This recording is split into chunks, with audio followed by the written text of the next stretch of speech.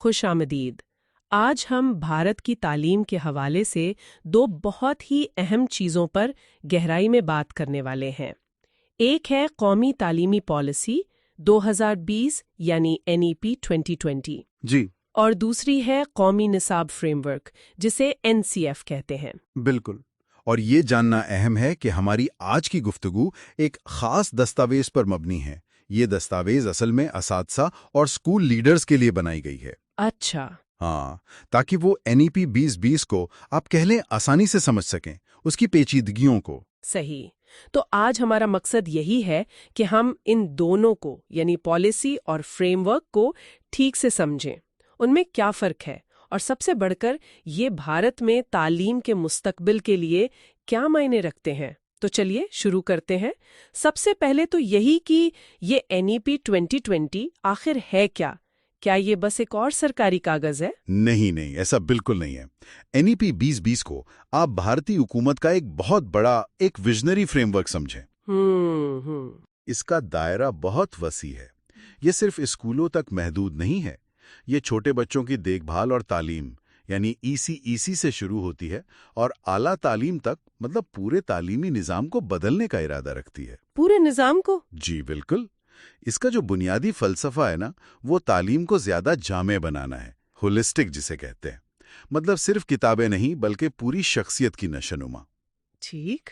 ساتھ میں اسے زیادہ لچکدار یعنی فلیکسیبل بنانا تاکہ طلبہ اپنی مرضی کے مضامین چن سکیں، اور کثیر الشعبہ ذاتی یعنی ملٹی ڈسپلنری، مختلف مضامین کے بیچ جو دیواریں ہیں انہیں گرانا۔ یعنی سائنس والا آرٹس بھی پڑھ سکے؟ جی کچھ اس طرح کی۔ اصل مقصد یہ ہے کہ طلبہ صرف امتحان پاس نہ کریں بلکہ 21ویں صدی کی جو عملی زندگی ہے نا، اس کے لیے تیار ہوں۔ لیکن سوال یہ ہے کہ اتنی بڑی تبدیلی لانے کی ضرورت ہی کیوں پیش آئی؟ کیا پرانے نظام میں کوئی ایسی بڑی خرابی تھی؟ یقیناً خرابیاں تو تھیں۔ ایک جو سب سے بڑا مسئلہ تھا جس پر تقریباً سبھی متفق ہیں، وہ تھا رٹا لگانے پر بہت زیادہ زور، روٹ میمورائزیشن۔ ہاں، یہ تو ہے۔ بس چیزیں یاد کر لو، امتحان میں لکھ دو، یہی کامیابی تھی۔ NEP 2020 اسی سوچ کو بدلنا چاہتی ہے۔ وہ زور دے رہی ہے تصوراتی سمجھ پر، کنسیپچول انڈرسٹینڈنگ۔ یعنی سمجھ کر پڑھنا۔ بالکل۔ طالب علم صرف یاد نہ کرے بلکہ سمجھے کہ کوئی چیز کیوں ہو رہی ہے، کیسے ہو رہی ہے۔ ساتھ ہی تخلیقی صلاحیت یعنی کریٹیوٹی اور تنقیدی سوچ، کریٹیکل تھنکنگ، ان کو فروغ دینا بھی ایک بڑا مقصد ہے۔ یہ تو واقعی بنیادی تبدیلیاں ہیں۔ کیا کوئی اور بھی وجوہات تھیں اس پالیسی کے پیچھے؟ جی ہاں بالکل۔ ایک اور بڑا مقصد تھا معیاری تعلیم تک سب کی رسائی، یونیورسلائزڈ ایکسس جسے کہتے ہیں۔ سب کی مطلب ہر بچے تک؟ جی، خاص طور پر جو غریب طبقے کے بچے ہیں یا دور دراز علاقوں میں رہتے ہیں، ان تک معیاری تعلیم پہنچانا۔ پالیسی یہ چاہتی ہے کہ ایسے شہری تیار ہوں جو ایک منصفانہ اور آپ کہیں متحرک علمی معاشرے کی تعمیر میں حصہ لیں، equitable and vibrant knowledge society. اور ایک دلچسپ بات یہ بھی ہے کہ اس میں بھارتی ثقافت پر فخر پیدا کرنے کی بات ہے، لیکن ساتھ ہی طلباء کو عالمی شہری یعنی گلوبل سٹیزنز بننے کے لیے جو علم، ہنر اور اقدار چاہیے وہ بھی دینے کی بات کی گئی ہے۔ تو اگر ہم اس کے کچھ بڑے اہداف گننا چاہیں جن پر اس کی کامیابی منحصر ہوگی، وہ کیا ہوں گے؟ کچھ جو بہت اہم ہیں۔ پہلا تو یہ کہ 2030 تک اسکول کی ہر سطح پر داخلہ 100% ہو، کوئی بچہ تعلیم سے باہر نہ رہے۔ ٹھیک ہے۔ دوسرا، تعلیم کو کثیر الشعبہ جاتی اور جامع بنانا، جس کا ہم نے ذکر کیا۔ تیسرا، یہ بہت اہم ہے، چھوٹی عمر سے ہی عملی ہنر یعنی سکلز اور پیشہ ورانہ تربیت، ووکیشنل ٹریننگ، اس کو تعلیم کا باقاعدہ حصہ بنانا۔ اچھا، یعنی اسکول میں ہی؟ جی، اسکول میں ہی۔ اور یہ جو امتحانات کا نظام ہے، کیا اس میں بھی کچھ بڑی تبدیلیوں کی امید ہے؟ بالکل۔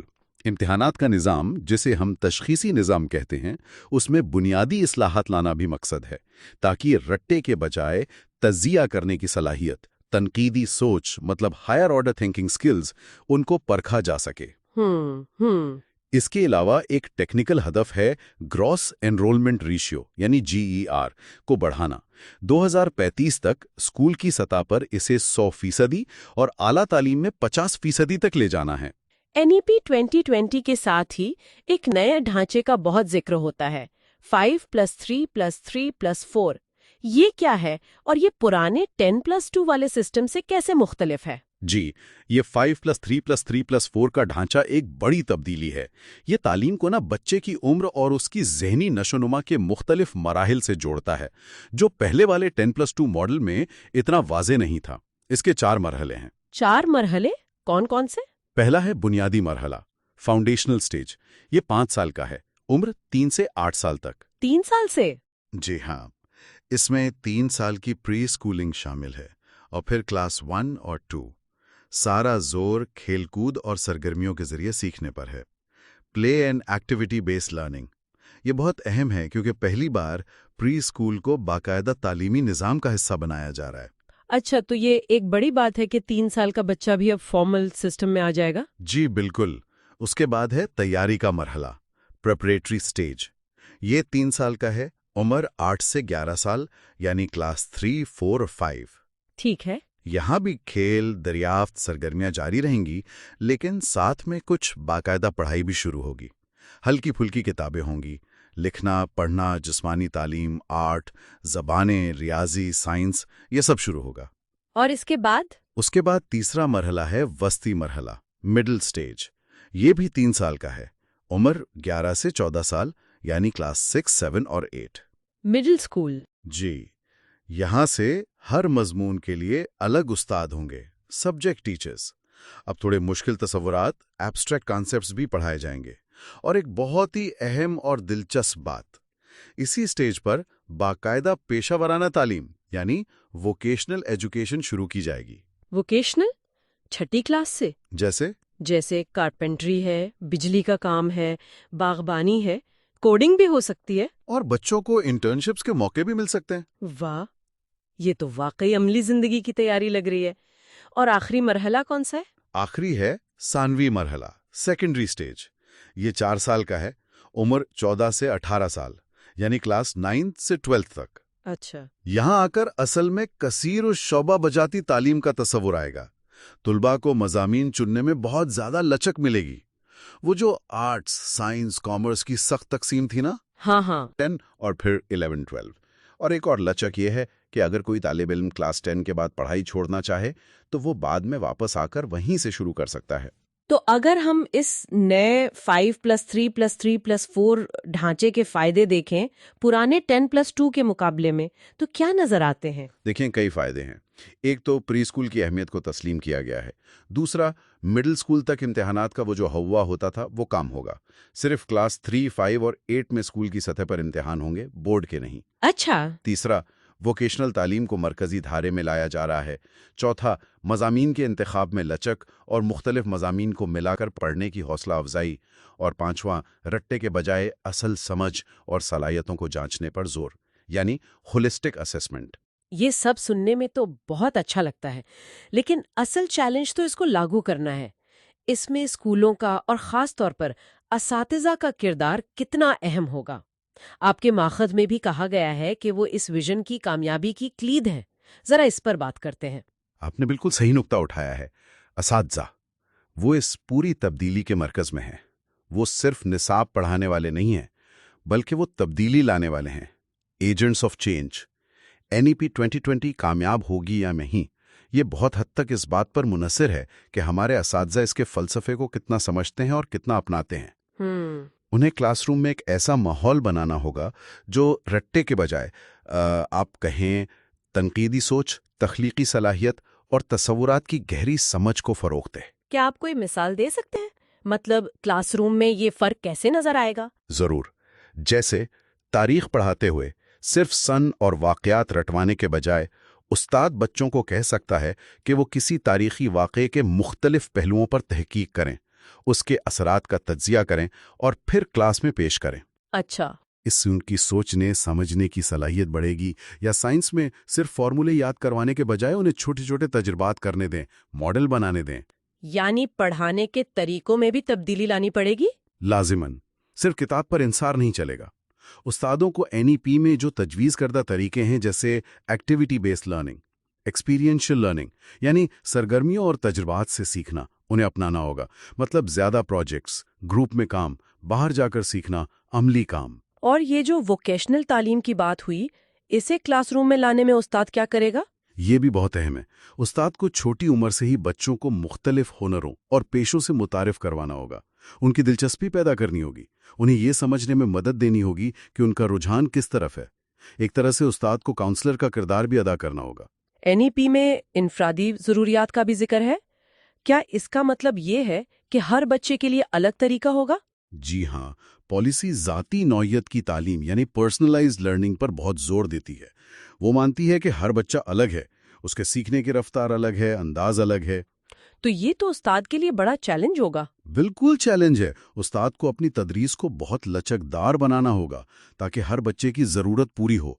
वो जो सबके लिए एक ही लाठी वाला तरीका था ना, उससे आगे बढ़ना होगा। और इम्तिहानात में ये नताइज पर मबनी तालीम या आउटकम बेस्ड एजुकेशन, इसका क्या मतलब है? इसका मतलब है कि हम सिर्फ ये नहीं देखेंगे कि बच्चे ने कितना याद किया है, बल्कि ये देखेंगे कि जो सीखा है उसे वो इस्तेमाल कर सकता है या नहीं। अच्छा, मिसाल के तौर पर? मिसाल के तौर पर माहौलियात पर सिर्फ मजमून लिखवाने के बजाय ये देखा जाए कि क्या वो तालिब इल्म अपने मोहल्ले में सफाई के लिए कोई छोटा सा कदम उठा सकता है, क्या वो पानी बचाने की अहमियत समझता है और उस पर अमल करता है। मतलब अमली इतलाक। और आखिर में एक अच्छा मुस्बत माहौल बनाने में उस्ताद का क्या किरदार है? ये बहुत बहुत अहम है। उस्ताद को क्लासरूम में एक ऐसा माहौल बनाना है जहां बच्चे महफूज महसूस करें, जहां वो सवाल पूछने से डरे नहीं, गलती करने से घबराएं नहीं, जहां वो एक दूसरे से सीखें। ग्रुप सरगर्मियों के जरिए टीम वर्क, हमदर्दी यानी एम्पैथी और दूसरी समाजी और जज्बाती महारतें सिखाना, ये भी उस्ताद की जिम्मेदारी होगी। ये सब एनईपी के विजन का हिस्सा है। ठीक है। अच्छा, एनईपी 2020 के साथ साथ ना हम एनसीएफ यानी कौमी निसाब फ्रेमवर्क का भी बहुत सुनते हैं। अब इन दोनों में क्या ताल्लुक है, क्या फ़र्क है? अक्सर लोग शायद इनमें कंफ्यूज हो जाते हैं। हाँ, ये बहुत अहम सवाल है और अक्सर लोग वाकई कंफ्यूज होते हैं। देखिए, आसान लफ्जों में समझें तो अगर एनईपी 2020 एक मंजिल है, एक बड़ा ख्वाब है, एक विजन है, ठीक। तो एनसीएफ उस मंजिल तक पहुंचने का तफसीली रास्ता है, एक नक्शा, एक रोड मैप है। यानी एनईपी बताता है क्या करना है। बिल्कुल। और एनसीएफ बताता है कि कैसे करना है। एनसीएफ असल में उस्तादों, स्कूलों, निसाब बनाने वालों और तालीमी मुंतजिमीन के लिए एक अमली गाइड बुक है। तो एनसीएफ ज्यादा अमली किस्म की चीज है। जी हाँ, एनसीएफ बहुत तफसील में जाता है। ये निसाब कैसे बनेगा, पढ़ाने के तरीके क्या होंगे, किताबों में क्या मवाद होगा, बच्चों को जांचने के तरीके क्या होंगे, इन सब के बारे में मखसूस हिदायत और रहनुमा उसूल देता है। ये एनईपी के जो बड़े बड़े मकासद हैं ना, उनको क्लासरूम की सतह पर काबिल अमल बनाता है। और क्या ये हर जगह एक जैसा होगा? नहीं, इसकी एक खास बात यह है कि एनसीएफ को लचकदार बनाया गया है, फ्लेक्सिबल, ताकि मुख्तलिफ रियासतें और स्कूल उसे अपनी मकामी ज़रूरियात और हालात के मुताबिक थोड़ा बहुत बदल सकें। ये तो वाकई बहुत दिलचस्प है। तो एनसीएफ किन तरीकों से एनईपी के विजन को हकीकत बनाने में मदद करता है? देखें, एनसीएफ कई अहम किरदार अदा करता है। पहला तो है निसाब का डिज़ाइन और निफाज। मतलब निसाब कैसा हो, एनसीएफ बताता है कि उसमें तजुर्बाती तालीम कैसे शामिल की जाए, वोकेशनल मज़ामीन कैसे आएंगे और मुख्तलिफ मज़ामीन को आपस में कैसे जोड़ा जाए, यानी इंटरडिसिप्लिनरी स्टडीज़ कैसे हों। ठीक है। और दूसरा? दूसरा है तदरीसी इस्लाहात की रहनुमाई करना। ये उन जदीद तरीकों, पेडागोजिकल मेथड्स की हौसला अफजाई करता है जो बच्चों की फ़ाल शिरकत, खुद से कुछ दरियाफ्त करने और प्रोजेक्ट बनाकर सीखने को फ़रोग़ दें और रट्टे की हौसला शिकनी करें। और इम्तिहानात यानी असेसमेंट के बारे में एनसीएफ क्या कहता है? तीसरा किरदार यही है कि ये एक नया तशखीसी फ्रेमवर्क देता है। ये ऐसे तरीकों पर जोर देता है जो सिर्फ याददाश्त न जांचें, बल्कि तनकीदी सोच, मसले हल करने की सलाहियत और अमली इल्म को जांचें, यानी नताइज पर मबनी तशखीस, आउटकम बेस्ड असेसमेंट। और चौथा कोई अहम नुक्ता? चौथा, ये जामे और लचकदार ताहीम को यकीनी बनाने में मदद करता है। ये एनईपी का जो अज़्म है ना, इंक्लूसिविटी का, यानी सबको शामिल करने का, उसे आगे बढ़ाता है और ऐसे तरीके बताता है जिनसे हर बच्चे की इनफरादी ज़रूरियात और उसके सीखने के अंदाज का ख्याल रखा जा सके। Personalised learning paths. तो NCF کی اپنی کیا خاص باتیں ہیں، کیا خصوصیات ہیں؟ اس کی چند اہم خصوصیات یہ ہیں: سرگرمیوں پر مبنی تعلیم، ایکٹیویٹی بیسڈ لرننگ پر بہت زور ہے، کثیر الشعبہ جاتی نقطہ نظر، ملٹی ڈسپلنری اپروچ ہے، نصاب میں مقامی چیزوں یعنی لوکلائزڈ کانٹینٹ اور ثقافت کو شامل کرنے کی بات ہے، مسلسل اور جامع تشخیص کنٹینیوس اینڈ کمپریہنسو اسیسمنٹ ہے، اور پورے نظام میں لچک فلیکسیبلٹی ہے۔ چلیں اب ذرا NEP 2020 اور NCF کے فرق کو اور واضح کرنے کے لیے ان کا ایک مختصر سا موازنہ کر لیتے ہیں تاکہ کوئی الجھن نہ رہے۔ ضرور، چند بنیادی فرق یوں سمجھ لیں۔ پہلا نوعیت کا فرق ہے۔ NEP ایک قومی پالیسی ہے، ایک ویژن ہے۔ NCF ایک نصابی فریم ورک ہے جو اس پالیسی کو عمل میں لانے کے لیے رہنما اصول دیتا ہے۔ ٹھیک ہے۔ دوسرا دائرہ کار ہے۔ NEP تعلیم کے تمام مراحل مطلب ECC سے لے کر اعلیٰ تعلیم تک سب کا احاطہ کرتی ہے۔ NCF کا بنیادی فوکس فی الحال اسکول کی تعلیم پر ہے، مطلب گریڈ 1 سے 12 تک۔ تیسرا مقصد ہے NEP مجموعی سمت اور بڑے اہداف بتاتی ہے۔ NCF نصاب، پڑھانے کے طریقے اور جانچ کے لیے خاص ڈھانچہ اور تفصیلات دیتا ہے۔ ٹھیک ہے۔ چوتھا ٹائم فریم ہے۔ NEP ایک طویل مدتی پالیسی ہے۔ NCF کو وقتاً فوقتاً اپڈیٹ کیا جاتا ہے، حالات کے مطابق، عام طور پر ہر 5 یا 10 سال میں۔ اور پانچواں ٹیکنالوجی کے حوالے سے NEP ٹیکنالوجی کے استعمال کی بہت وکالت کرتی ہے۔ NCF بتاتا ہے کہ اسے کلاس روم میں مؤثر طریقے سے کیسے استعمال کیا جائے۔ یہ موازنے بہت مفید رہا۔ اب آتے ہیں عملی نفاذ کی طرف۔ NEP 2020 کے وہ کون سے بنیادی مقاصد ہیں جن پر اسکولوں اور اساتذہ کو خاص توجہ دینی چاہیے؟ اور آپ کے ماخذ میں یہ بھی ذکر ہے کہ کچھ جدید تعلیمی ٹیکنالوجی حل جیسے کہ ایکسٹرا مارکس وہ اس میں کیسے مدد کر سکتے ہیں؟ جی، ماخذ میں اس پر بات کی گئی ہے کہ NEP کے مقاصد حاصل کرنے میں ٹیکنالوجی کا کیا کردار ہو سکتا ہے، اور ایکسٹرا مارکس جیسی کمپنیوں کے حل کی مثالیں بھی دی ہیں، تو ان کا ذکر کرنا مفید ہوگا۔ پہلا مقصد ہے تصوراتی تعلیم کو فروغ دینا، رٹے سے ہٹ کر۔ ٹھیک۔ ماخذ کہتا ہے کہ جیسے انٹریکٹیو سیمولیشنز ہیں یا ویژول ماڈیولز ہیں، یہ بچوں کو تصورات سمجھنے میں بہت مدد دے سکتے ہیں۔ اور دوسرا اہم مقصد؟ دوسرا ہے ہر بچے کی منفرد صلاحیتوں کو نکھارنا۔ اس کے لیے ذاتی نوعیت کی تعلیم چاہیے، پرسنلائز لرننگ۔ ماخذ کے مطابق ایسے اڈیپٹیو لرننگ پلیٹ فارمز ہوتے ہیں جو ہر بچے کی رفتار اور ضرورت کے مطابق اسے مواد فراہم کرتے ہیں۔ یہ بہت مددگار ہو سکتے ہیں۔ تیسرا کون سا مقصد ہے جس میں ٹیکنالوجی کام آ سکتی ہے؟ تنوع کا احترام اور مقامی مواد کی شمولیت۔ بھارت جیسے ملک میں یہ بہت ہی اہم ہے۔ ماخذ بتاتا ہے کہ ایسا ڈیجیٹل مواد جو کئی زبانوں میں ہو، جس میں مقامی مثالیں ہوں، وہ اس مقصد کو حاصل کرنے میں مدد دے سکتا ہے۔ ٹیکنالوجی کو شامل کرنے اور مسلسل مانیٹرنگ کے بارے میں کیا؟ طلبہ کیسی ترقی کر رہے ہیں؟ ماخذ کہتا ہے کہ لرننگ مینجمنٹ سسٹمز LMS ہیں، تشخیصی ٹولز ہیں جو فوراً فیڈ بیک دیتے ہیں، رپورٹس بناتے ہیں، یہ سب بہت کام آ سکتے ہیں۔ پانچواں نقطہ کیا ہے؟ کثیر الشعبہ جاتی اور جامع تعلیم کو فروغ دینا۔ ٹیکنالوجی ایسے پروجیکٹس اور ماڈیولز فراہم کر سکتی ہے جو مختلف مضامین کو آپس میں جوڑتے ہوں۔ اس سے طلبہ علم کو ایک مربوط شکل میں دیکھ پائیں گے۔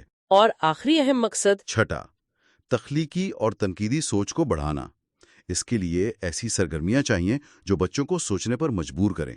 ماخذ میں HOTS یعنی ہائر آرڈر تھنکنگ اسکلز والے ماڈیولز کا ذکر ہے جو ایسی مہارتیں پیدا کرنے میں مدد کر سکتے ہیں۔ اہم بات یہ ہے کہ ٹیکنالوجی صرف معلومات دینے کا ذریعہ نہ ہو، بلکہ سوچنے کی صلاحیتوں کو نکھارنے کا اوزار بنے۔ ہاں، یہ بات بھی اہم ہے کہ ماخوذ میں اسی طرح NCF کے جو بنیادی ستون ہیں جیسے تصوراتی سمجھ، جامع تدریس، تشخیص، ٹیکنالوجی کا استعمال اور خاص طور پر K5 یعنی ابتدائی سالوں کے ترقیاتی پہلو، ان کے ساتھ بھی ایسے ڈیجیٹل حلوں کی مطابقت کا ذکر کیا گیا ہے۔ اتنی ساری معلومات، اتنی تبدیلیاں، اگر کوئی اسکول یا اساتذہ کا گروپ آج سے ہی اس پر کام شروع کرنا چاہے تو انہیں کہاں سے شروع کرنا چاہیے؟ ماخوذ میں اسکولوں کے لیے کچھ عملی اقدامات کی فہرست بھی ہے۔ کیا آپ کچھ اہم نکات بتا سکتے ہیں؟ یقیناً، وہ فہرست کافی عملی ہے۔ چند اہم ترین اقدامات کو ہم اس طرح دیکھ سکتے ہیں۔ پہلا قدم، قیادت اور منصوبہ بندی۔